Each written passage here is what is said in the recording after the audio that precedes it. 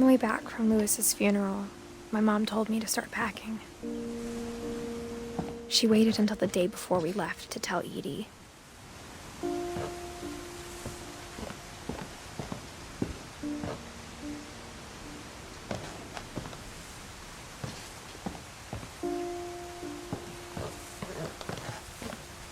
I'm not sure if she wanted to make it easier or harder.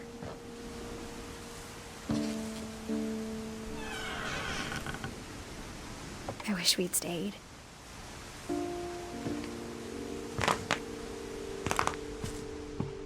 But I understand why we left.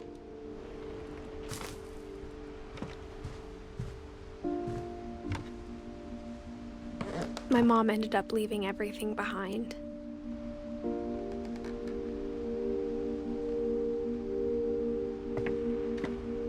What happened that night had been coming for a long time.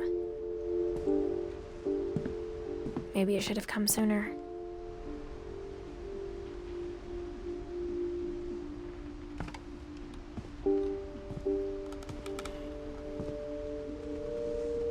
But it had to end one way or another. All that's left now is to tell you about that last night.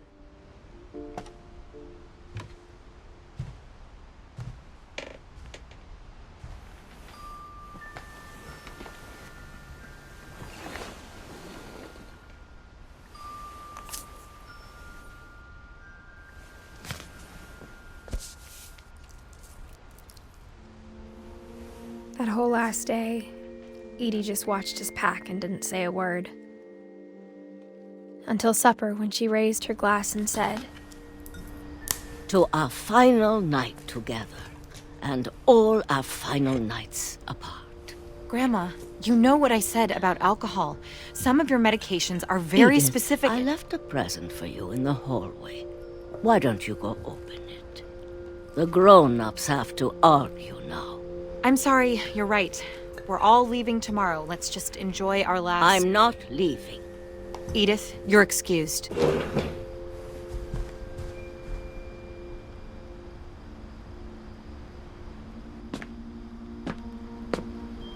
the power had been shut off that morning, but Edie always had plenty of candles. When my mom sealed the library, I don't think she knew about the other entrance. Or that Edie had a key to it.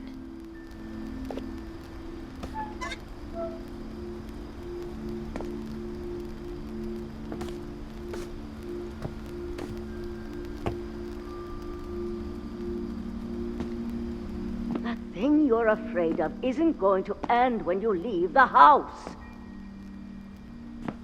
Edith has a right to know these stories. My children are dead because of your stories. I think it's best if Edith and I leave tonight.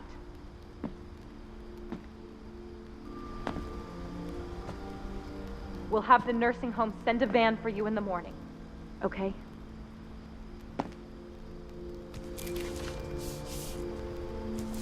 Dear Edith, there's so many stories I wish I could tell you, but there's only time for one. This is about what happened on the night you were born. That night, the tide went way, way out.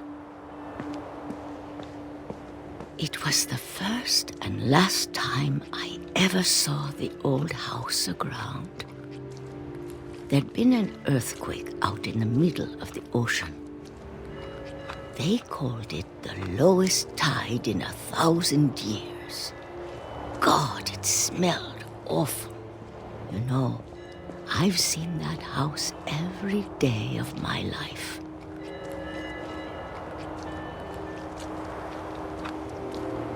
But I never thought I'd go back to it.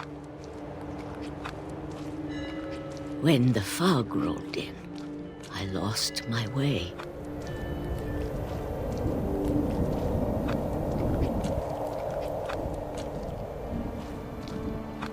I got turned around.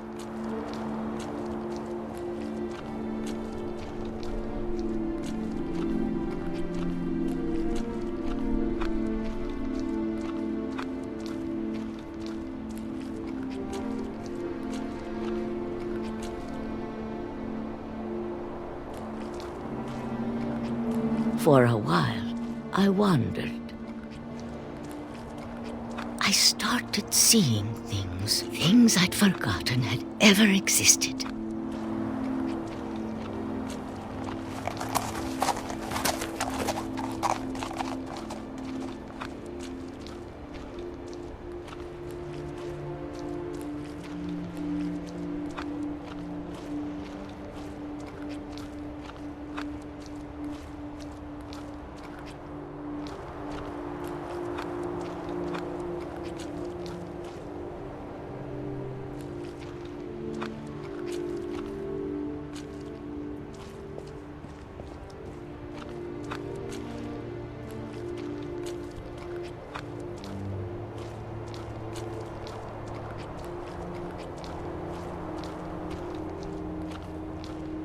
But when I saw them, they felt like old friends.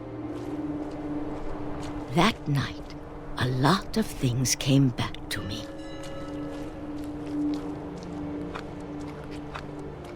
Or maybe I came back to them.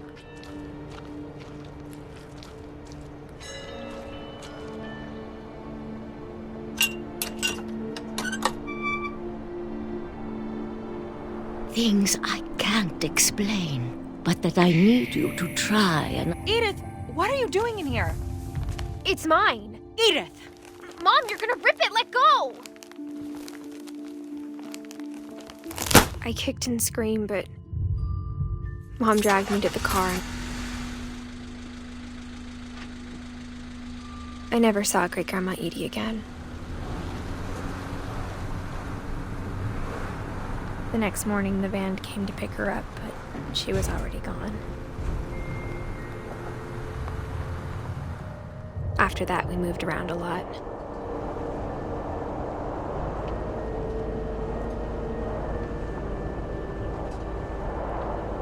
We both tried to make the best of it.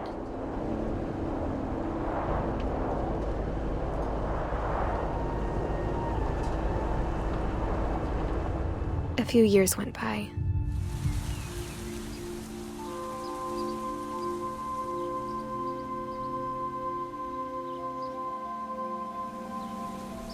My mom didn't like to talk about it, but she started getting sick a lot. The rest happened pretty quickly. She got better for a while, and then she didn't.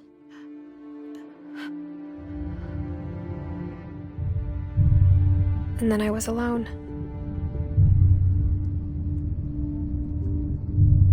The last Finch left alive.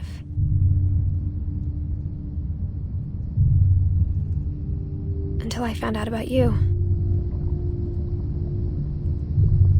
I'm still not sure what to tell you about all this. If we lived forever, maybe we'd have time to understand things. But as it is, I think the best we can do is try to open our eyes. And appreciate how strange and brief all of this is. This journal was supposed to be for you. But now I hope you'll never see it. I just want to meet you and tell you all these stories myself. But I guess if you're reading this now, things didn't work out that way.